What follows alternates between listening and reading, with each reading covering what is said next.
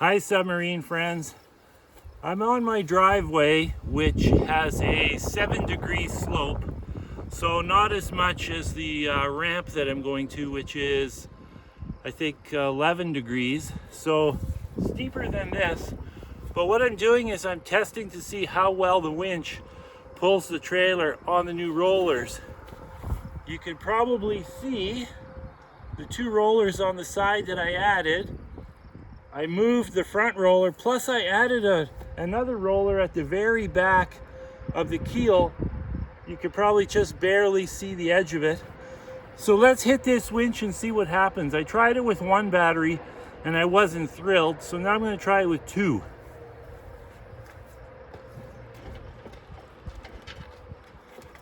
Now I have a safety cable on it, so if anything goes wrong, because this has a nylon rope instead of a steel cable. So let's give this a try. We'll let it out a bit.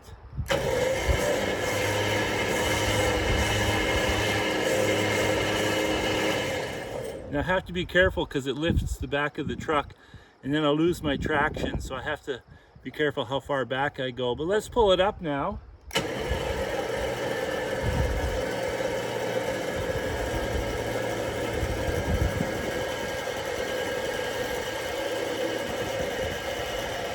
It does it, but it's no screaming hell. For a 13,500 pound winch, I'm a little bit surprised, but I don't know how charged these batteries are either. I put a charger on this morning and the charger read 100%, but I don't really trust my charger to give me that true indication of the voltage. So I'm going to test the batteries, do some more charging if it needs it, and I'll try it again. But I mean, this is working. Maybe that's just how fast it is. I don't know. I really don't know. So it does it. It's got a snatch block on it as well. Now, according to the AI system, it should take 3,400 pounds to pull this submarine up an 11-degree slope on rollers. Now, the rollers aren't oiled or greased or anything right now. I don't know if that makes a difference. I doubt it. Well, I guess it'll make some difference.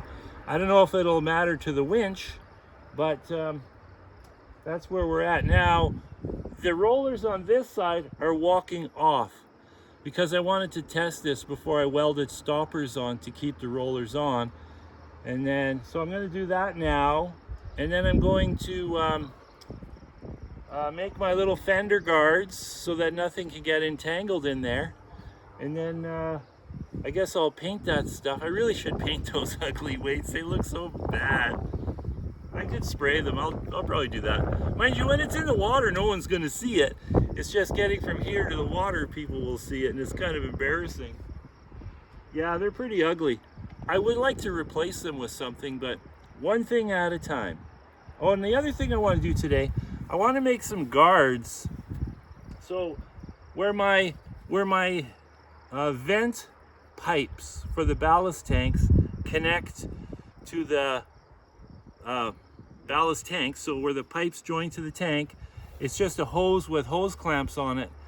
And I'm really concerned that if I leave the submarine for any amount of time in the lake, if somebody messes with that, those tanks will vent down and it'll submerge to the deck height. So I'm not really super thrilled about that. So I was going to make some guards today that I can bolt on top so nobody can access those connections. And I really have to have the connections. So it's something to consider. The other thing I have to do is, because I'm going to take it to the lake for testing, I want to do a pressure test. So I want to drop it to the bottom of the lake with nobody in it. And then I either pull on a rope to put air into the ballast tanks, or I have my diver buddy come and he'll do a video of it on the bottom, and then he'll open the valves manually. It just depends on his timing, his schedule. So, I mean, I'm pretty flexible. I got all summer. But I don't really want to dive it until I do that pressure test because it's safety first. It's so tempting. I mean, I might take it to a spot in the lake that's 10 feet deep and dive it. But other than that, I really have to be safe and follow the correct steps, because that's how people get in trouble. That's what happened to the Titan submarine heading to the Titanic. They did not do pressure testing. This was not a materials problem, this was a problem with not testing the materials. If the material was 4 times as thick, they never would have had a problem. If the submarine was made out of titanium and only half the thickness it needs to be, the same thing would happen. So this was a problem of arrogance and lack of testing due to arrogance. It's that simple. If they would have tested it unmanned to 1.5 times the depth, they would have found their failure and nobody would have died. They just would have lost the submarine. Well, I'd rather lose the submarine than my life. So it's just stupid. Like, these guys were stupid. Anyways, it's too bad they conned some rich people into going for a ride. But anyways, that's a whole other subject. We don't need to get into that. I just want to make sure this works so when I'm at the lake, I don't have any problems. I could just put it in. The other thing I have to work on is the trailer. The trailer wants to sink into the gravel, and it's really hard to pull it out. So I want to put plywood down, so I'm trying to figure out an easy way to deploy plywood, 2-foot wide plywood strips, 1 inch thick, in front of the wheels.